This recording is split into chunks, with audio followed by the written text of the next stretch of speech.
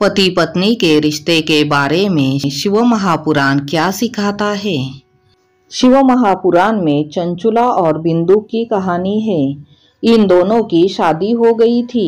शादी के बाद से बिंदु चंचुला को छोड़कर दूसरी महिलाओं के साथ रहता था। बिंदु का आचरण बहुत गिर गया था।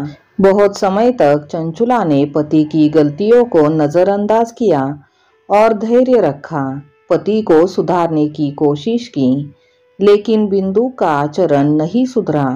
पति की उपेक्षा के चलते चंचुला का मन भी दूसरे पुरुषों की ओर भटकने लगा। अब वह भी अपने आचरण से गिर गई थी।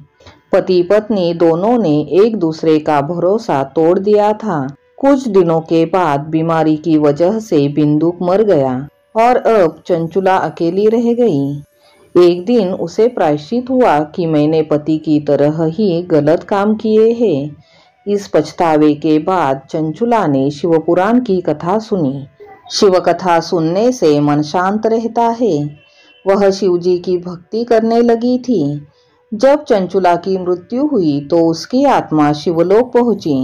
शिवलोक में देवी पार्वती ने चंचुला का साथ दिया और शिवजी से कहा कि इस स्त्री का दोष है। इसने भी अपने पति की तरह गलत काम किए हैं, लेकिन इसने ये सब पति की उपेक्षा की वजह से किया है, इसलिए इसे मोक्ष मिलना चाहिए।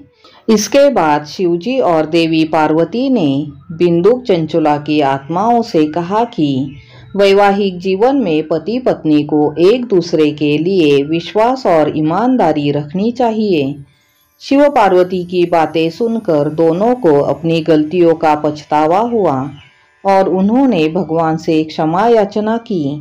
इस तरह इस कहानी से हमें यह सीख मिलती है कि पति पत्नी एक दूसरे के प्रति भरोसेमंद होने चाहिए। कहानी अच्छी लगी हो तो लाइक, सब्सक्राइब और शेयर कर दीजिएगा। धन्यवाद।